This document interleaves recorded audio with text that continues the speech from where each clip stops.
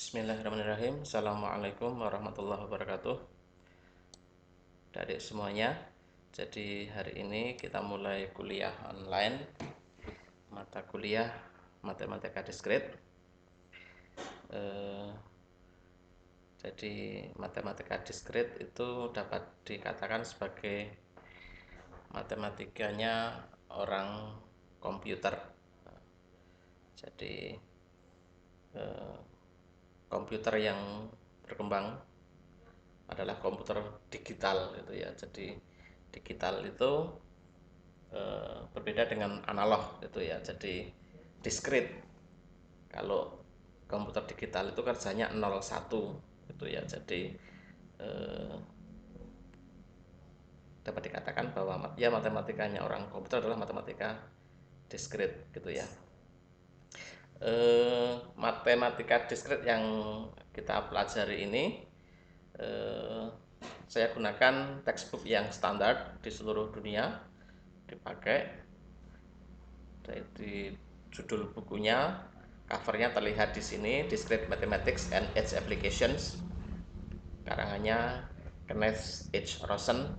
Saya punyanya edisi ke-7 gitu ya. Sebenarnya ada yang sudah sampai ke-8 gitu ya, tapi saya tidak punya, dan intinya tidak berubah banyak gitu, hanya tambahan-tambahan feature gitu. Adik-adik bisa cari secara online gitu, bisa di download sendiri, silahkan cari. Jadi matematika diskrit kenapa diajarkan di mahasiswa informatika gitu, minimal punya 5 tujuan gitu ya. Yang pertama, mathematical reasoning, jadi melatih berpikir logis matematis begitu. Karena bahasa yang universal antar ilmu itu ya bahasa matematika gitu.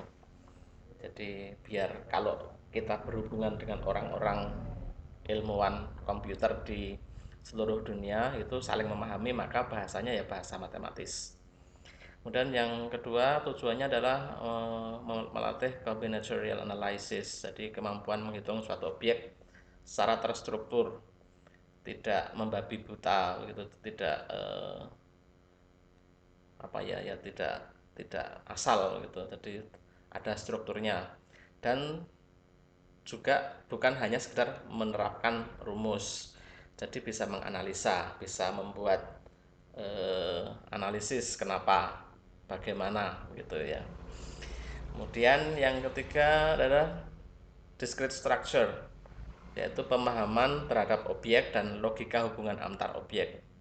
Jadi objek yang menjadi bahan pembicaraan itu harus dipahami, kemudian masing-masing objek itu kan ada hubungannya, itu juga perlu dipahami secara terstruktur. Kemudian 2 dan 3 ini digabungkan atau dirangkai ke nomor 4, algorithmic thinking, jadi berpikir secara algoritmis. Jadi berpikir secara algoritmis itu ya langkah-langkahnya mesti diatur begitu. Setelah dianalisa nomor 2, kemudian strukturnya dipahami, kemudian langkah-langkahnya ditata gitu di algoritma. Setelah kemampuan nomor 4 ini dikuasai, maka bisa dibikin application and modeling, jadi membuat model matematika untuk diterapkan di aplikasinya begitu.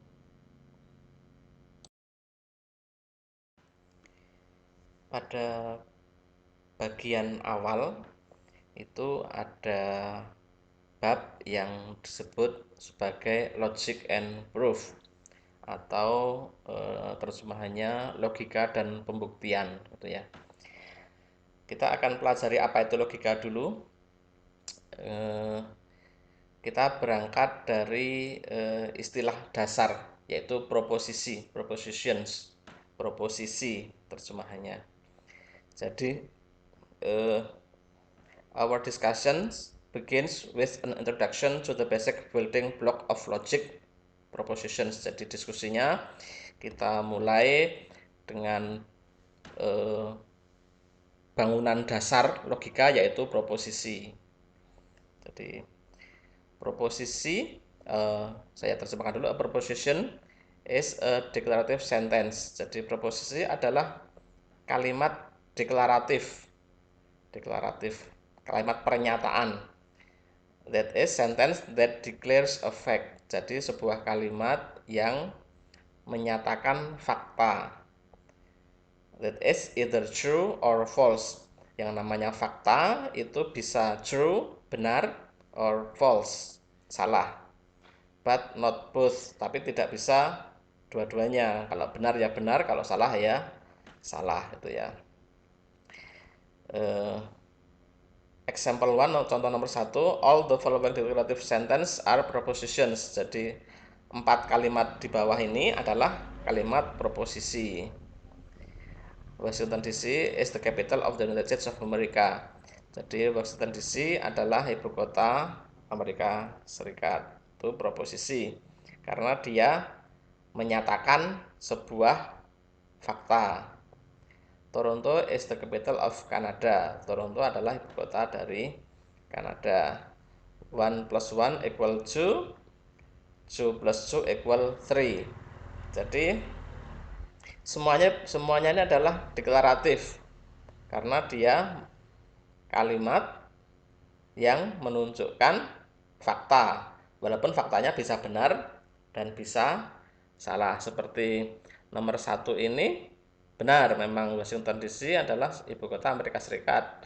Dan nomor 3 ini juga benar, 1 tambah 1 sama dengan 2. Nah, nomor 2 dan 4 ini proposisi, tetapi nilainya salah karena Toronto bukan ibu kota Kanada. Dan 2 ditambah 2 bukan 3, atau 3 adalah salah, begitu ya. Nah, contoh kalimat yang bukan proposisi adalah example 2. Jadi contoh 2 ini, what time is it? Itu bukan proposisi karena ini kalimat tanya. Jadi kalimat tanya itu tidak bisa dinilai benar salahnya. Dia bertanya, mencari informasi, itu bukan proposisi. Read this carefully. Jadi baca dengan hati-hati. Ini bukan proposisi tapi perintah. Bacalah dengan hati-hati. Itu tidak bisa dinilai benar salahnya karena dia bukan deklaratif tapi menyuruh, command, menyuruh, itu ya. Nomor 3, X tambah 1 sama dengan 2. Ini walaupun mirip dengan nomor yang 3 di sini, tapi di sini X tambah 1 sama dengan 2. Ini belum selesai ini kalimat, karena tergantung X-nya. Bisa dinilai benar dan salahnya itu tergantung X-nya. Jadi ini dapat dikatakan sebuah deklarasi yang belum selesai, jadi belum bisa dinilai benar dan salahnya. Demikian juga nomor 4, X plus Y sama dengan Z, itu bahkan ini sangat tergantung berapakah nilai X-nya, berapakah nilai Y-nya, dan berapakah nilai Z-nya. Jadi juga belum bisa dianggap sebagai proposisi. Jadi proposisi itu harus sebuah kalimat yang menyatakan fakta, dan fakta itu langsung bisa dinilai benar atau salah. Itu baru disebut sebagai proposisi, gitu ya. Oke, di sini ada tambahan proposisi dalam matematika discrete dilambangkan dalam huruf kecil BGR. Ini biasanya nanti akan kita gunakan huruf kecil begitu. Nah, benar dan salahnya itu dilambangkan dengan T, true. Kalau benar itu T, true. Kalau salah itu F, false. Nanti di belakang-belakang mulai sekarang akan digunakan aturan ini. Untuk proposisi itu digunakan huruf kecil begini, nilainya T atau F. Oke, mari kita pelajari dari definisi awal, definition 1, definisi 1. Let P be a proposition. Misalkan P, seperti yang tadi dibilang, P huruf kecil adalah sebuah proposisi. The negation of P, jadi negasi dari P, denoted by tanda coret P, gitu ya. Kadang-kadang juga also denoted by P kemudian garisnya ada di atasnya itu. Jadi ada beberapa buku mungkin kalau ketemu, mungkin di buku yang lain menggunakan P garis di atasnya, tapi pada buku ini menggunakan minus P. Jadi garisnya di depan P. Is the statement it is not the case that P. Jadi minus P itu artinya bukan kasus dari P gitu ya. Nah, nanti akan kita berikan contoh. The proposition minus P is read not P. Jadi proposisi minus P itu dibacanya not P kalau dalam bahasa Inggris, atau dalam bahasa Indonesia bukan P gitu ya. The truth value of the negation of P atau minus P is the opposite of the truth value of P. Jadi nilai kebenaran minus P selalu berlawanan dari nilai kebenaran P. Jadi kalau misalkan P itu nilainya T, true, maka minus P selalu F. Sebaliknya, kalau misalkan nilai kebenaran P itu F, maka minus P selalu T. Gitu. Jadi selalu berlawanan. Gitu ya. Ya seperti logika angka lah, gitu ya, mirip-mirip. Oke. Jadi example 3, contoh 3 ini misalkan find the negation of proposition. Carilah negasi dari proposisi, ini kalimatnya, Michael's PC runs Linux. Jadi artinya PC punyanya Michael menggunakan Linux gitu ya. Maka negasinya lambangnya minus P, itu solutionnya. Michael's PC does not run Linux. Jadi PC-nya punyanya Michael bukan atau tidak menggunakan Linux gitu ya. Jadi harap hati-hati atau harap diperhatikan bahwa nilai negasi itu diletakkan pada predikatnya, bukan pada subjeknya, bukan pada Michael-nya, tetapi diletakkan pada, kalau tadi itu menggunakan menjadi tidak menggunakan begitu ya. Jadi harap dipahami mulai sekarang, negasi itu diletakkan atau diberikan nilainya pada predikatnya gitu ya. Jadi kemudian dapat kita lihat di sini tabelnya, tabel yang pertama, the truth table for the negation of a proposition. Jadi kalau misalkan P itu nilainya T, maka minus P adalah F. Kalau P sama dengan F, maka minus P-nya sama dengan T. Selalu sebaliknya gitu ya. Sekali lagi yang perlu Anda ingat bahwa negasi itu nilainya diletakkan pada predikat. Kalau contohnya di sini predikatnya menggunakan Linux, menggunakan ya, maka minus itu letaknya menjadi tidak menggunakan gitu ya.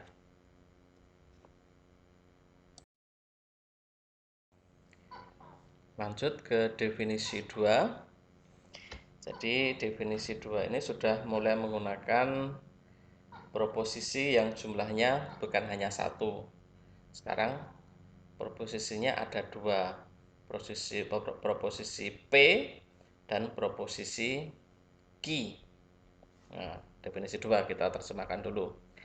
Let P and Q be propositions. Misalkan P dan Q adalah proposisi. The conjunction of P and Q denoted by P. Nah, kemudian conjunction itu tandanya seperti panah ke atas, paruh ke atas begitu, seperti huruf A tetapi tidak ada palangnya begitu. Itu sebagai lambang conjunction. Is the proposition P and Q membacanya. Kalau dalam bahasa Inggris P and Q, N itu dan, dalam bahasa Indonesianya dan. Kemudian the conjunction P and Q is true when both P and Q are true and is false otherwise. Jadi artinya konjungsi P dan Q adalah benar ketika kedua nilai P dan Q harus benar atau dua-duanya harus benar dan nilainya menjadi salah di luar itu gitu ya. Nah, kita lihat contohnya untuk definisi yang ini gitu ya. Kita lihat P itu misalkan mahasiswa yang lulus kalkulus, kemudian Q adalah mahasiswa yang lulus aljabar linear. Maka P dan Q itu misalkan dibikin kalimat konjungsi, mahasiswa yang lulus kalkulus dan aljabar linear dapat mengambil matematika diskrit. Itu misalkan sebuah deklarasi konjungsi. Secara matematika kita lihat di tabel 2. Misalkan yang P itu di kolom yang pertama, kemudian kolom kedua Q. Nah, kolom konjungsi itu yang kolom terakhir itu. Kita lihat dari yang pertama, yang paling atas. Misalkan P itu true, artinya mahasiswa lulus kalkulus, nilainya T benar ya. Kemudian Q itu berarti kalau benar mahasiswa lulus aljabar linear. Nah, jadi yang pertama itu menunjukkan P true, Q true itu artinya mahasiswa lulus aljabar kalkulus dan mahasiswa yang lulus aljabar linear. Maka nilai P and Q T itu kalau misalkan mahasiswa yang lulus kalkulus dan aljabar linear itu dapat mengambil matematika diskrit, itu menjadi benar juga, true, karena syaratnya T untuk nilai P dan T untuk nilai Q, makanya dua-duanya true, maka konjungsinya juga true. Ya, gitu. Jadi syaratnya konjungsi itu benar T itu jika nilainya P itu T dan juga nilainya Q itu juga T, maka P dan Q ikut nilainya T gitu. Baris kedua, bagaimana kalau yang P-nya T artinya mahasiswa lulus kalkulus, kemudian tapi Q-nya F false, jadi mahasiswa tidak lulus aljabar linear. Nah, kalau misalkan yang Q-nya itu nilainya false atau salah atau tidak lulus aljabar linear, maka konjungsi P dan Q menjadi salah karena mahasiswa yang lulus kalkulus tetapi tidak lulus aljabar linear, maka dia pasti tidak bisa mengambil matematika diskrit, menjadi nilainya F. Demikian juga yang baris berikutnya ini, kalau yang mahasiswa tidak lulus kalkulus, dia hanya lulus aljabar linear, maka dia juga tidak boleh mengambil matematika diskrit, artinya nilai P and Q-nya jadi ikut F, salah. Apalagi dua-duanya F, dua-duanya false. Sudah tidak lulus kalkulus, tidak lulus aljabar linear, maka nilainya kalau dia mau mengambil matematika diskrit jelas salah itu. Jadi inti dari pelajaran definisi 2 ini, nilai konjungsi dan P dan Q atau dalam lambangnya itu seperti yang terlihat di tabel 2 ini, nilainya T kalau keduanya baik P maupun Q itu nilainya T gitu. Kalau di luar itu salah satunya ada yang F atau dua-duanya F, maka nilainya P dan Q selalu F, false gitu. Jadi ini adalah karakter atau aturan dari konjungsi dan gitu ya. Oke, kemudian bagaimana kalau disjungsi gitu ya. Kalau disjungsi itu diistilahkan sebagai or atau tadi dan, kalau ini dibalik begitu arah lambangnya. Kalau tadi itu paruhnya menghadap ke atas, sekarang paruhnya menghadap ke bawah begitu, maka ini disebut sebagai disjunction, yang dalam bahasa Inggrisnya dibacanya or, kalau dalam bahasa Indonesia atau gitu. Di sini disebutkan nanti ada dua disjungsi. Yang ini, yang sekarang ini disebut sebagai disjungsi inklusif. Disjungsi inklusif. Nanti ada disjungsi eksklusif nanti pada pelajaran berikutnya. Kalau yang definisi 3 ini adalah disjungsi inklusif. Jadi syaratnya cukup atau. Jadi kalau tadi itu dan, sekarang atau. Mahasiswa yang lulus kalkulus atau inklusif aljabar linear dapat mengambil matematika diskrit atau. Nah, kalau atau itu asal satu nilainya ada yang T atau apalagi dua-duanya, maka nilainya disjungsi P or Q atau P atau Q itu, maka nilainya sudah T. Nah, dia baru bisa bernilai salah kalau dua-duanya salah. Jadi logikanya di sini, kalau mahasiswa lulus kalkulus atau inklusif aljabar linear dapat mengambil matematika diskrit. Kalau atau itu berarti ya salah satu sudah lulus juga sudah boleh. Baru dia tidak boleh atau nilainya salah kalau baik kalkulus maupun aljabar linear dia tidak lulus, maka dia baru nilainya F gitu.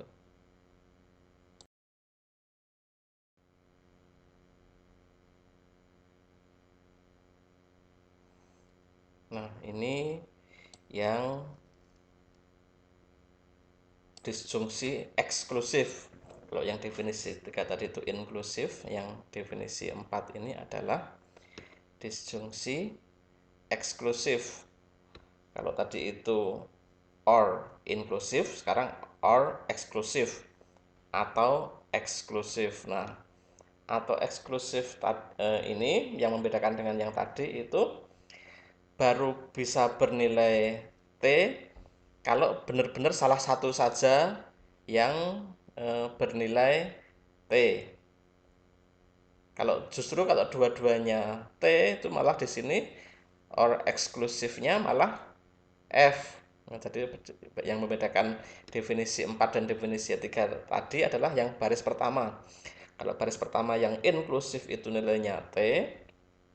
Kalau yang baris pertama definisi 4 ini adalah nilainya F. Logikanya seperti apa? Nah, ini kita jelaskan. Jadi, oke, di sini mahasiswa yang lulus kalkulus atau eksklusif aljabar linear dapat mengambil matematika diskrit. Jadi hanya yang salah satu saja, yang benar-benar salah satu saja, kalkulus saja atau eksklusif aljabar linear saja. Nah, eksklusif itu dapat diterjemahkan sebagai benar-benar hanya salah satu saja dapat mengambil matematika diskrit. Nah, kondisi ini dipakai seperti apa contohnya? Nah, mungkin justru kalau ada mahasiswa yang eh, lulus dua-duanya, langsung disuruh mengambil mata kuliah yang lebih canggih, misalkan bukan hanya matematika diskrit, tapi misalkan matematika diskrit advance gitu misalkan. Jadi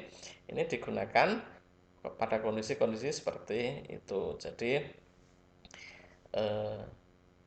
disjungsi eksklusif itu hanya bernilai benar, true, itu kalau benar-benar hanya salah satu, atau kita terjemahkan definisi 4. Let P and Q be propositions. The exclusive OR of P and Q denoted by P. Nah, ini tanda lambangnya plus kemudian dikasih lingkaran gitu ya, dibuletin begitu. Is the proposition that is true when exactly one of P and Q is true and is false otherwise. Jadi proposisi P atau eksklusif Q ini bernilai benar, that is true when exactly one, jika benar-benar hanya salah satu dari P dan Q, ya, harus hanya salah satu adalah yang bernilai true. Di luar itu, kalau misalkan P dan Q-nya itu dua-duanya T, justru malah nilainya F. Dua-duanya F juga F, begitu ya. Jadi logikanya, kalau mahasiswa itu lulus kalkulus saja, kemudian aljabar linear yang tidak lulus, dia boleh mengambil matematika diskrit. Atau mahasiswa yang tidak lulus kalkulus tetapi lulus aljabar linear, maka dia boleh mengambil matematika diskrit. Tetapi kalau ada mahasiswa yang tidak lulus kalkulus dan tidak lulus aljabar linear, dia tidak boleh mengambil matematika diskrit. Atau bahkan mahasiswa yang dua-duanya lulus tidak boleh mengambil juga matematika diskrit. Karena apa? Karena disuruh mengambil mata kuliah yang lebih canggih lagi misalkan gitu. Jadi di sini benar-benar hanya boleh salah satu. Oke. Sekarang masuk ke definisi 5. Oke, di sini let P and Q be proposition. The conditional statement. Jadi di sini conditional statement itu digambarkan sebagai panah gitu ya. Conditional statement itu pernyataan bersyarat.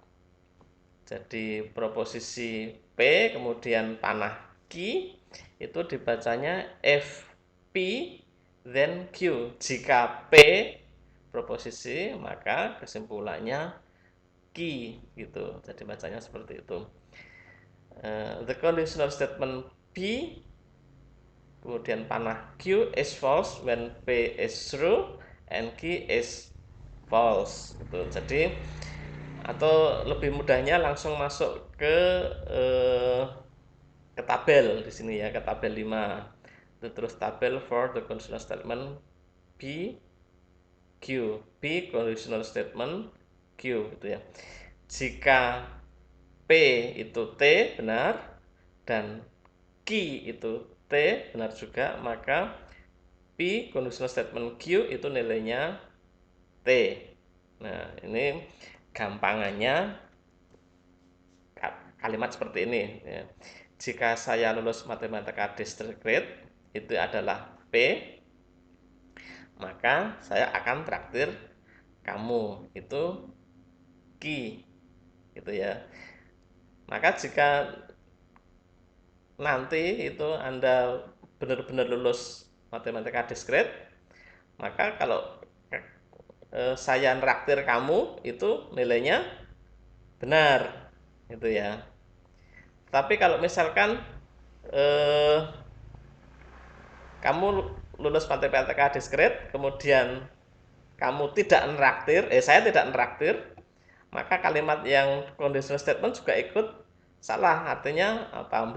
Belenjani janji gitu ya. Jadi ketika key-nya itu false, maka yang di bagian conditional statement juga ikut false. Atau yang berikutnya, jika saya tidak lulus, jika tidak lulus maka kalau misalkan saya neraktir itu ya sah-sah saja, boleh-boleh saja begitu ya. T nilainya. Tapi kalau tidak lulus kemudian juga tidak neraktir ya logis juga, namanya tidak lulus dan tidak neraktir, maka P-nya nilainya salah, key-nya nilai salah ya, maka kalau dua-duanya tidak terjadi ya sah-sah saja begitu. Jadi conditional statement itu tabelnya dilihat di tabel 5, pemahamannya seperti itu. Oke, next definisi ke-6. Di sini sekarang arah panahnya ke kedua arah. Jadi let P and Q be propositions. Jadi misalkan P dan Q adalah proposisi. Tanda panah dua arah begini disebut sebagai biconditional statement. Jadi kalau tadi itu kondisional, maka ini biconditional. B itu artinya dua ya. Biconditional statement P Q. Jadi P biconditional Q is the proposition P if and only if Q. Jadi nah ini agak janggal kalau menggunakan bahasa sehari-hari ya. Jadi if and only if itu terjemahan bahasa Indonesianya ya jika dan hanya jika gitu ya. Jadi the big conditional statement P Q is true when P and Q have the same truth values and false otherwise. Jadi B conditional statement PQ ini hanya memiliki nilai yang benar jika keduanya P dan Q itu nilainya sama gitu. Kemudian salah di lain hal.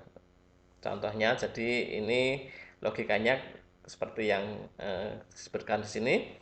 Kamu dapat mengemudi mobil jika dan hanya jika kamu punya SIM yang sesuai. Misalkan di Indonesia itu SIM A misalkan ya. Jadi gampangannya kamu dapat mengemudi mobil jika dan hanya jika kamu punya SIM A, atau kalau SIM B1, B2 kalau mobil yang besar. Gampangannya SIM A sajalah contohnya. Mobil kecil, mobil penumpang. Jadi misalkan P di sini nilainya T, kamu dapat mengemudi mobil. Q T, kamu punya SIM A. Maka kondisi kamu dapat mengemudi mobil jika dan hanya jika kamu punya SIM A menjadi benar, T. Nah, demikian juga kita langsung ke baris paling bawah. Kalau dua-duanya F, berarti kamu tidak dapat mengemudi mobil karena kamu tidak punya SIM A.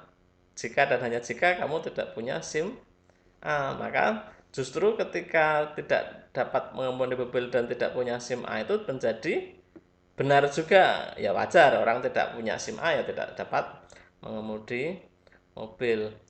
Justru kalau salah satu benar malah aneh gitu ya. Kamu dapat mengemudi mobil padahal kamu tidak punya SIM A atau yang Q-nya itu F, itu malah melanggar hukum F. Atau aneh juga kamu punya SIM A tetapi tidak bisa mengemudi mobil, berarti SIM-nya SIM nembak gitu ya.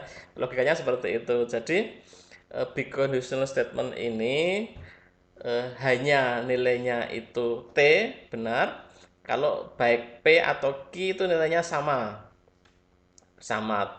T atau sama-sama F. Kalau sama-sama T nilainya T, kalau sama-sama F nilainya juga T. Tetapi kalau salah satunya itu berbeda, satu T, satu F, satu F, satu T begitu, justru menjadi big conditional statementnya menjadi F, false gitu logikanya. Oke, dari 6 definisi ini sudah dapat menjadi dibikin contoh soal yang kompleks. Contohnya di example 11 atau contoh 11 ini. Construct the truth table of the compound proposition. Jadi susunlah tabel kebenaran. Truth table itu tabel kebenaran dari proposisi campuran seperti compound campuran seperti ini. Dalam kurung P apa ini? R minus Q, kemudian conditional statement dalam kurung P and Q. Nah, Ini. Nah, contoh ini membuat konstruksinya seperti yang akan saya jelaskan pada tabel 7 ini. Jadi, step pertama, bikin tabel P dan Q dulu, seperti kolom yang paling sebelah kiri ini, P dan Q.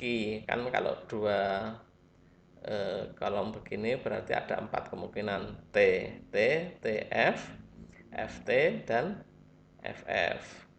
Oke, kemudian di sini soalnya step kedua, bikinlah tabel not Q atau main Q. Nah, tinggal pada kolom berikutnya Anda menuliskan minus Q. Nah, minus Q ngisi ke bawahnya disesuaikan dengan Q-nya. Kalau Q-nya yang kolom di sebelah kirinya ini T, maka minus Q menjadi F.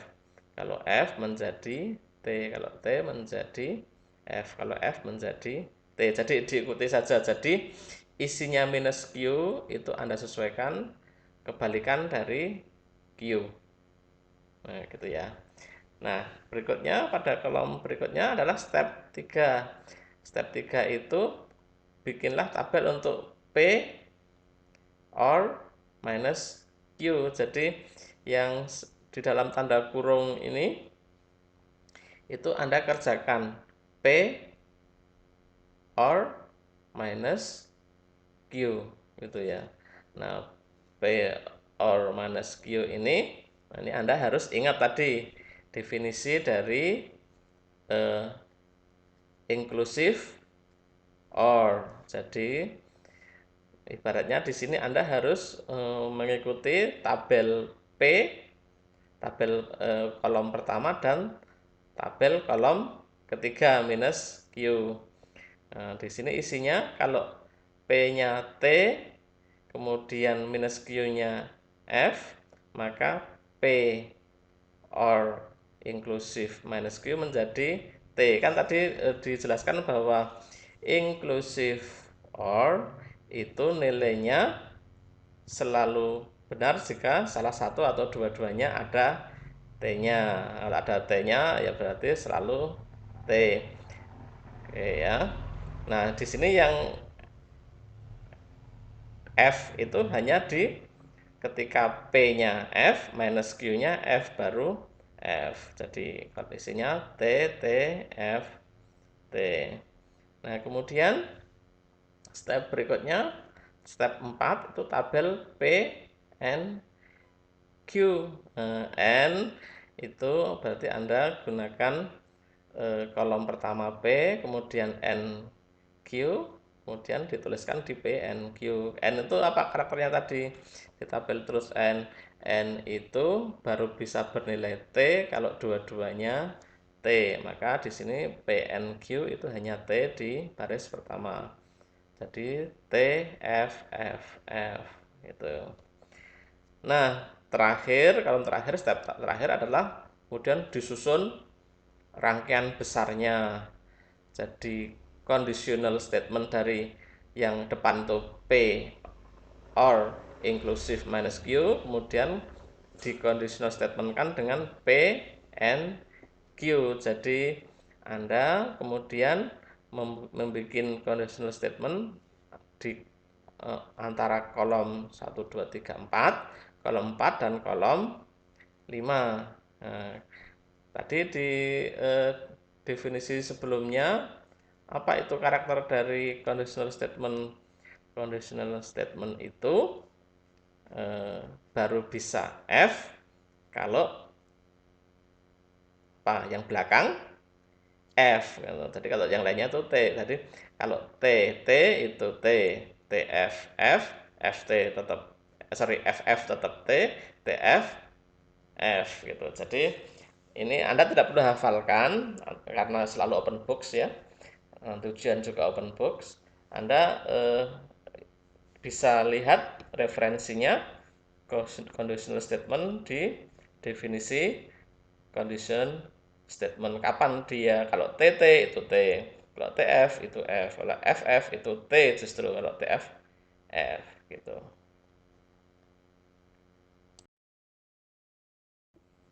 Nah, ini adalah contoh aplikasi untuk jika digunakan bit operation, bit binary digit itu ya. Jadi dalam komputer digital itu hanya dikenal dua angka, yaitu angka 0 dan angka 1. Jadi angka 1 bit itu menggantikan terus value T benar, dan angka bit 0 itu menggantikan F gitu ya. Nah, tabel 9 ini menunjukkan aplikasi untuk yang kolom X itu proposisi dan Y juga proposisi.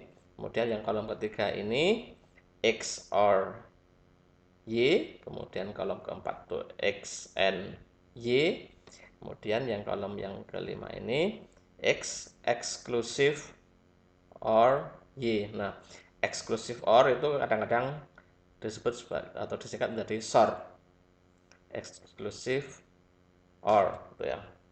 Seperti yang sudah kita pelajari tadi, kalau or itu nilainya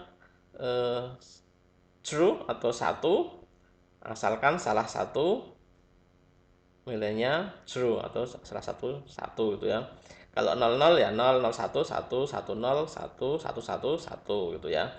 Kalau n itu harus dua-duanya satu untuk menghasilkan nilainya satu. Nah, kalau SOR, exclusive OR, itu baru nilainya satu kalau benar-benar salah satunya satu. Kalau dua-duanya 0 atau dua-duanya satu, justru nilainya adalah 0. Ini sudah jadi tadi eh, AND, OR, dan SOR diaplikasikan pada binary digit gitu ya. Nah, contoh 13, example 13, to find the bitwise OR, bitwise AND, and bitwise SOR of the bit strings gitu ya. Jadi jika ada kalimat stringsnya 0, 1, 1, 0, 1, 1 seperti ini, kemudian kalimat 1, 1 dan seterusnya ini, jadi disuruh mengoperasikan menggunakan OR, and SOR. Oke, kita lihat jawabannya di sini. Lebih mudah membacanya dari sebelah kanan gitu ya. Jadi kalau 01 yang angka baris paling kanan gitu ya, baris kanan itu kan yang baris pertama itu 0, baris kedua 1, maka bitwise OR-nya 01. Anda tahu 1 karena kalau OR itu hanya memerlukan salah satunya angkanya 1, maka nilainya 1. Tapi kalau N dua-duanya harus 1 untuk angkanya 1, maka ketika 01 dia nilainya 0. Tapi kalau SOR juga mirip tadi. Jadi kalau SOR itu asal salah satunya 1 itu bisa nilai 1 dan seterusnya. Anda bisa cek ikuti satu persatu di sini. Jadi ini aplikasi untuk di bit operation.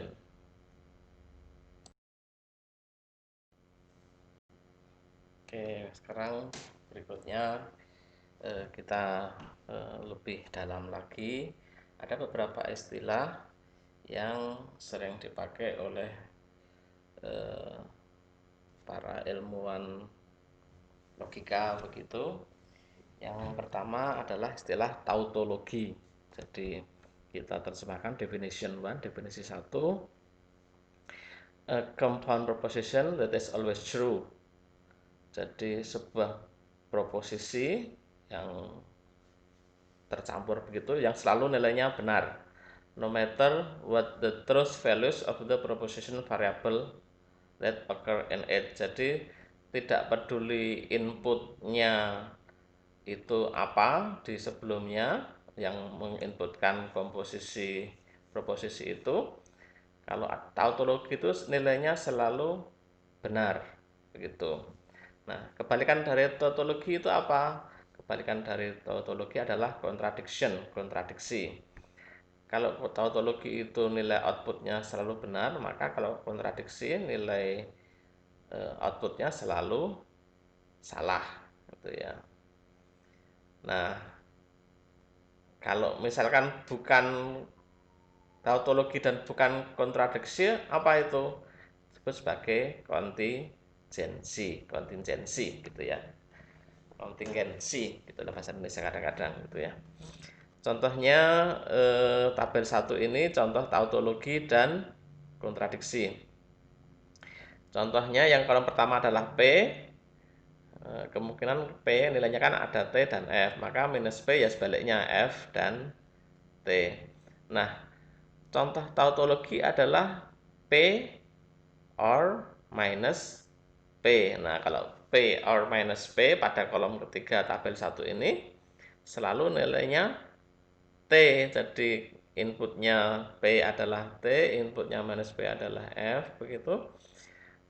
T or F atau T inclusive or F kan selalu T, F inclusive or T selalu T, begitu ya. Jadi tautologi contohnya gitu. Bagaimanapun input dari P selalu nilainya T. Sebaiknya kalau kontradiksi adalah P N minus P gitu. Jadi kalau N selalu nilainya adalah F di sini pada kolom terakhir, kolom keempat tabel 1 ini.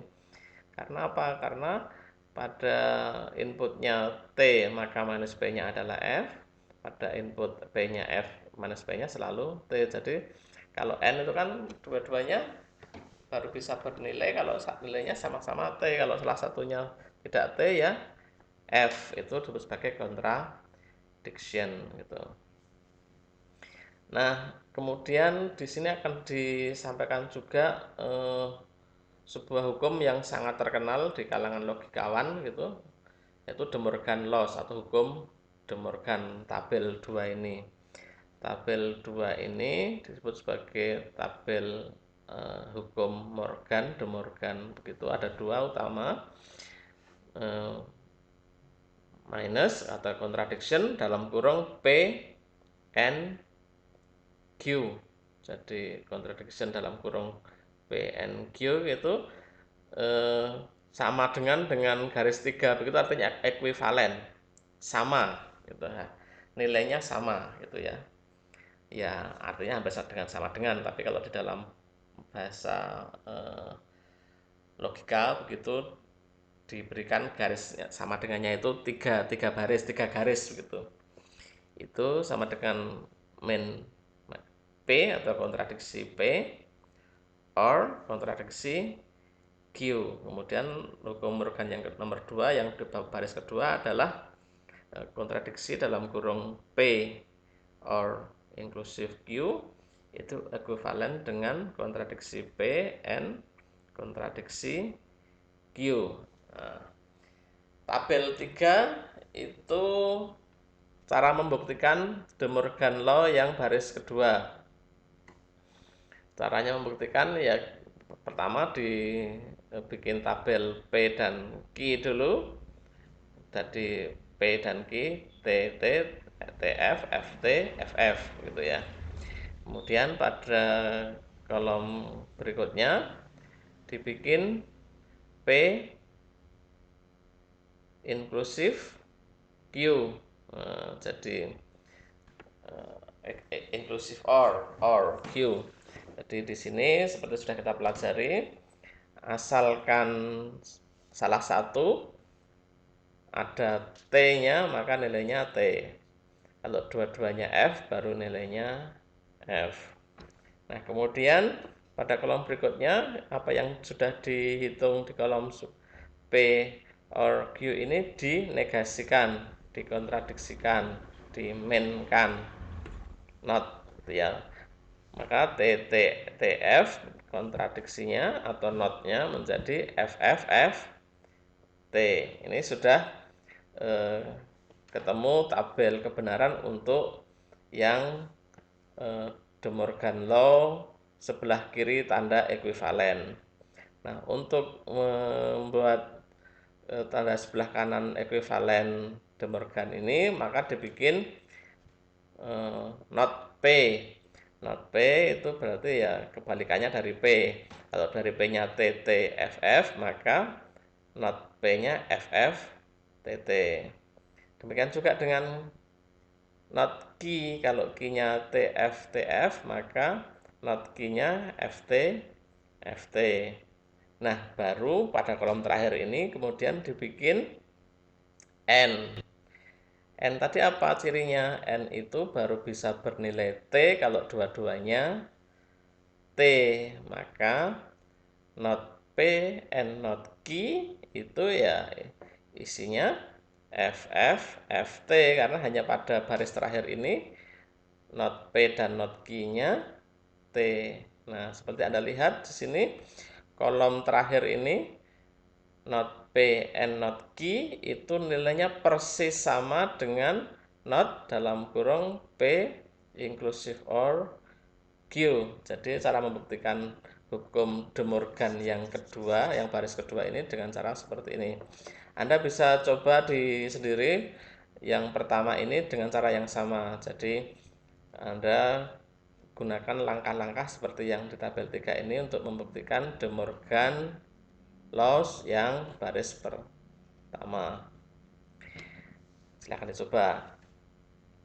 Nah, kemudian di sini juga yang berikutnya tabel 4 itu jawaban untuk menjawab soal yang paling bawah ini. So that P conditional Q dan not P or Q are logically equivalent. Logically equivalent itu nilainya persis sama gitu ya. Jadi di sini caranya ya seperti tadi.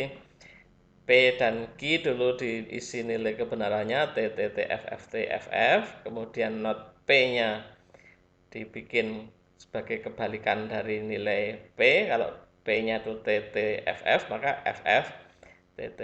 Kemudian di sini minus P or Q itu digabungkan dari kolom ketiga tabel 4 ini dibikin or inklusif dari kolom kedua.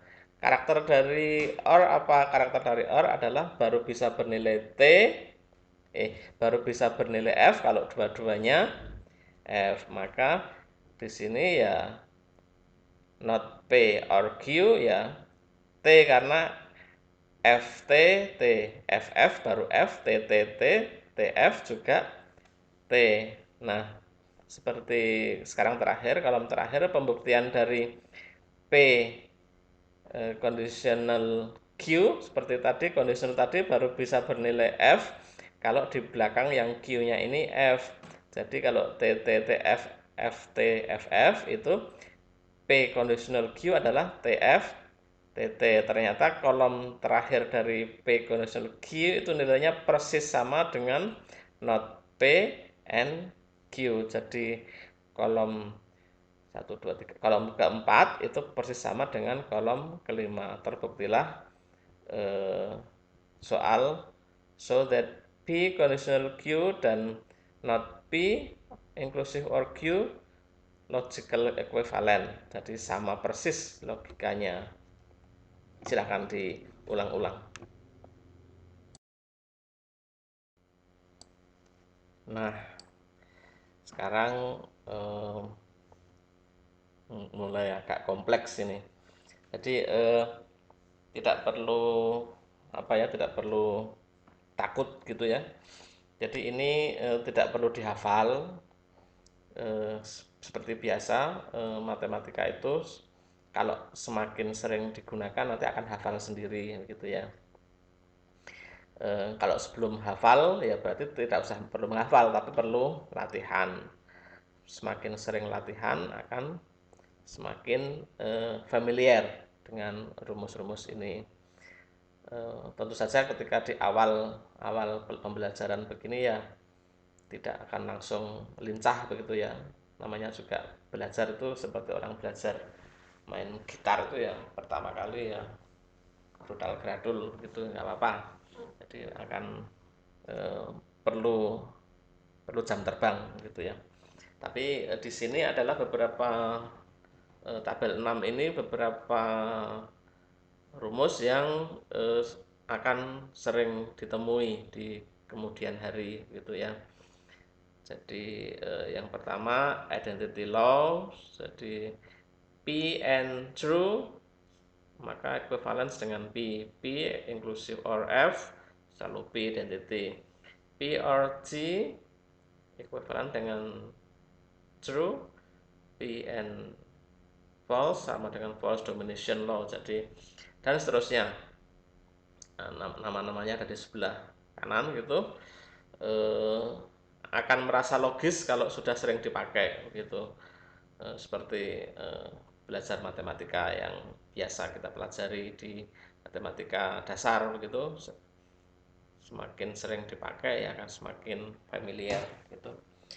Kemudian tabel 7 itu eh, beberapa equivalence yang juga bisa dibuktikan dengan terus tabel gitu.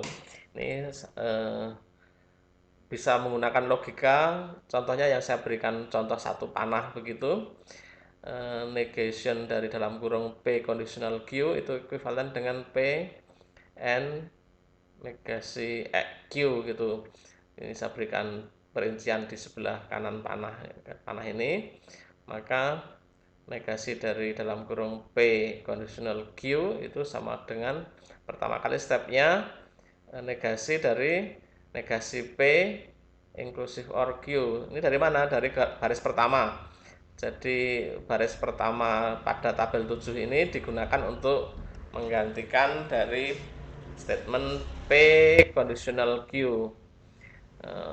Ketika sudah ini, kemudian dibuka kurungnya satu-satu, negasi-negasi P, kemudian digabung atau N negasi Q. Ini dari mana nih? Dari hukum De Morgan.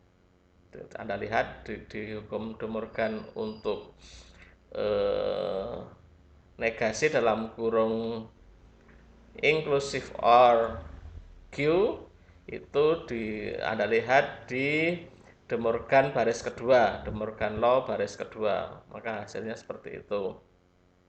Kemudian kalau dipecah kurung habis maka sama dengan ekuivalen P N negasi Q, persis terbukti begitu ya. Dan seterusnya. Ini bisa dengan cara yang sama membuktikan masing-masing equivalence logika ini. Demikian juga dengan logika untuk tabel ke-8. Ini juga bisa dengan cara yang sama membuktikannya. Dan sekali lagi Anda tidak perlu menghafal.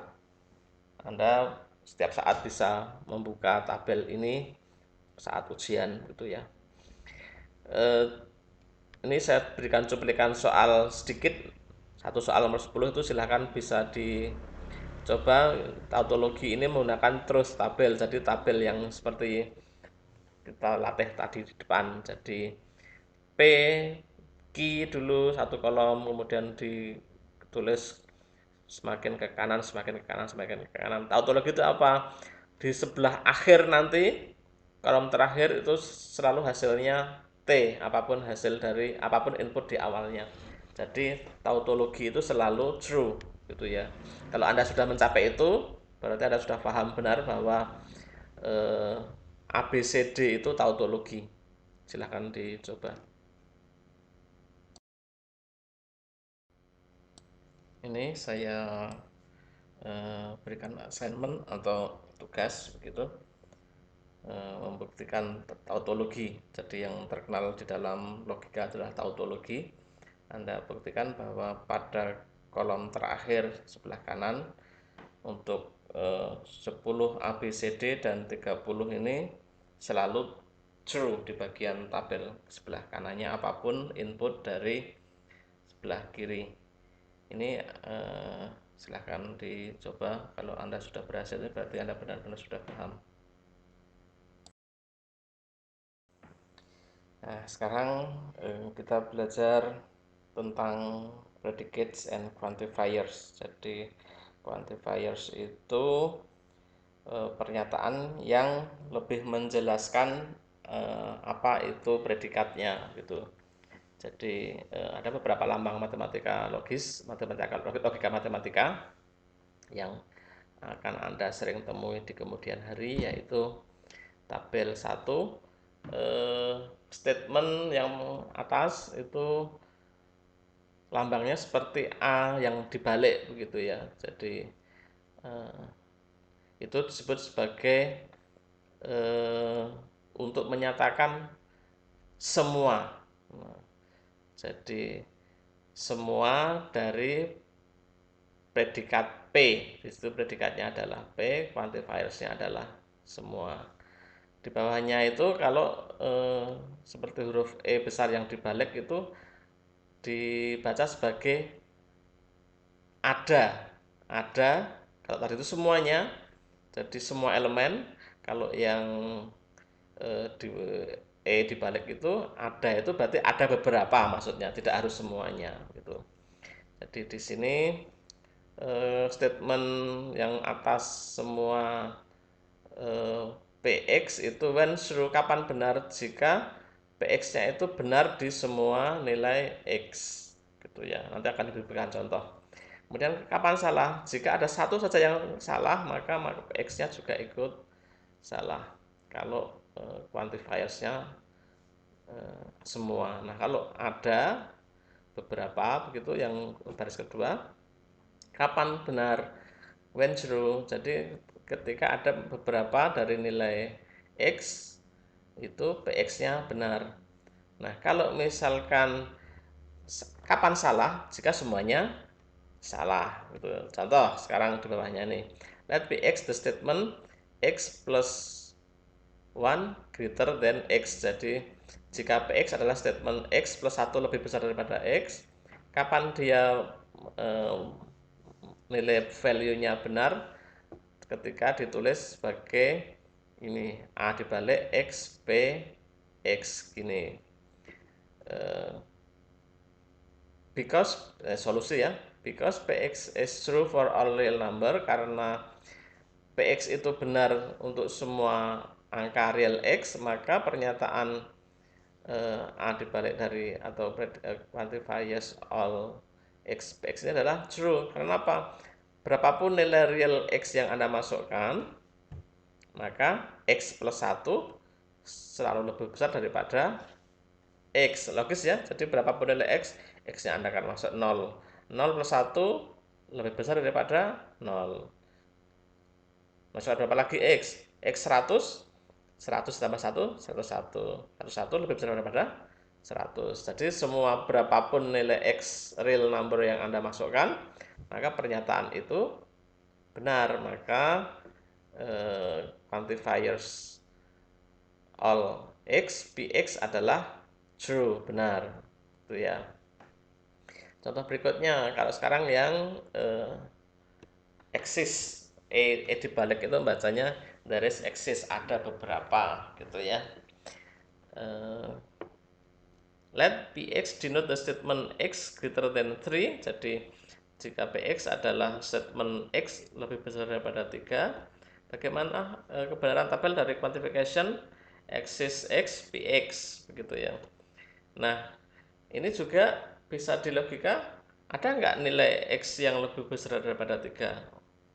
Oh, ada ternyata, contohnya misalkan 4, 5, dan seterusnya. Tapi tidak semuanya, karena ada X yang lebih kecil daripada 3, yaitu misalkan 2, 1, dan seterusnya. Jadi, existence X, Px itu true, karena cukup syaratnya ada yang benar, begitu saja.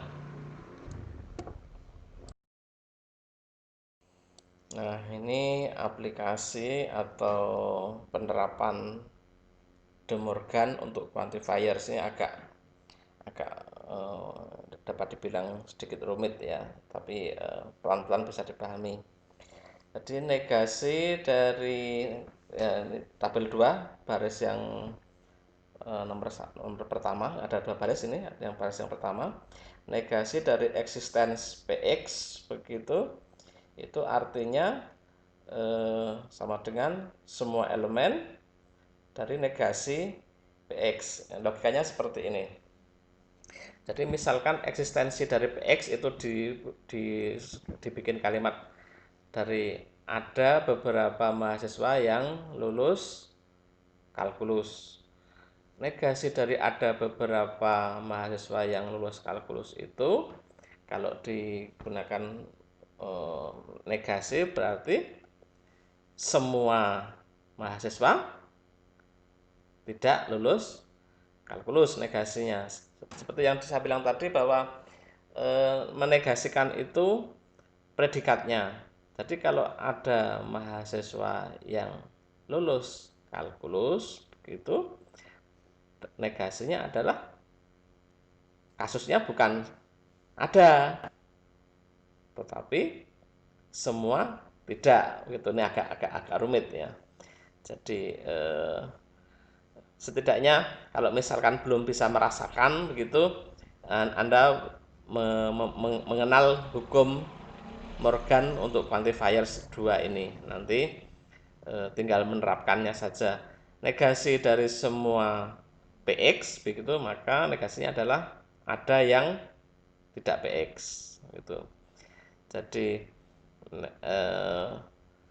negasi dari semua mahasiswa lulus itu berarti ada mahasiswa yang tidak lulus begitu.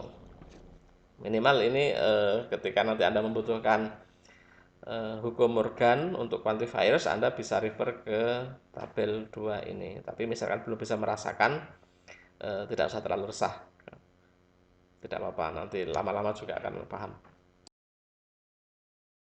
Oke, terakhir untuk kuliah hari ini, aplikasi dari logic adalah logic programming. Jadi seperti prolog ini programming logic.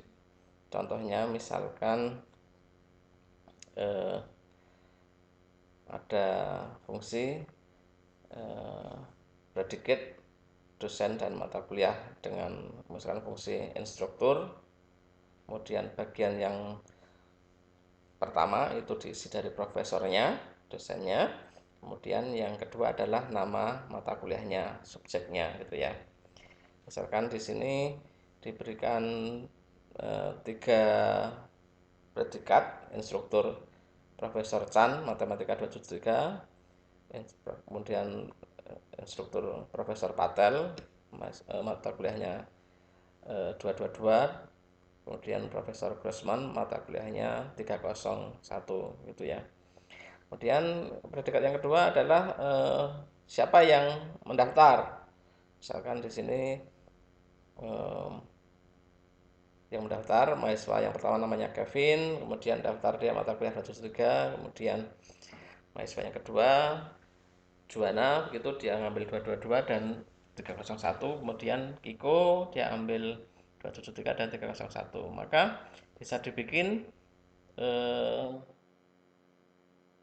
fungsi pengajaran profesor dan student PS begitu, kemudian isinya adalah instruktur PC dan siapa yang mendaftar, student dan subjeknya. Maka ketika dibikin logika siapakah yang, atau dibikin pertanyaan apakah si Kevin itu mendaftar 273, maka dengan mudah dijawab ya, karena di depan ada enrolled Kevin 273. Kemudian misalkan dibikin logika siapakah saja X itu sebuah variabel, siapakah saja yang mendaftar mata kuliah 273. Oh, ternyata setelah disusun, maka yang mendaftar 273 itu ada mahasiswa Kevin dan Kiko. Kemudian siapakah profesor yang mengajar Juana gitu. Oh, ternyata yang mengajar Juana profesornya ada 2, yaitu Patel dan Rusman gitu ya. Ini celah contoh-contoh bagaimana logika programming bekerja.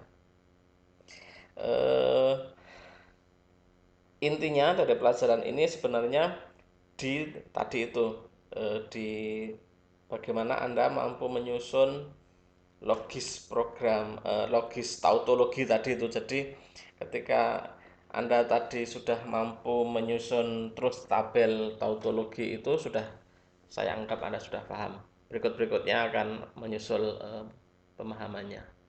Oke. Terima kasih, tetap jaga kesehatan dan sekali lagi saya pesankan bahwa mungkin awal-awalnya agak rumit begitu, silakan diulang-ulang. Jadi ini salah satu kelebihan dari pelajaran online itu, ini bisa kalau misalkan sekali putar tidak paham begitu bisa Anda ulangi lagi, diulangi lagi. Bahkan sebaiknya saya sarankan Anda memahaminya per slide. Diulang-ulang slide satu sampai paham, setelah paham slide satu baru masuk ke slide 2. Diulang-ulang slide 2, setelah paham slide 2 eh, baru masuk ke slide dan seterusnya. Jadi mungkin tidak harus langsung sekali memutar langsung paham gitu. Ada yang 2-3 kali baru paham, tidak apa-apa, tidak masalah. Kalau sekali langsung paham ya bagus lah, tapi kalau misalkan enggak ya enggak perlu berkecil hati karena memang pelajaran itu harus diulang-ulang. Oke, terima kasih. Sekian. Assalamualaikum warahmatullahi wabarakatuh.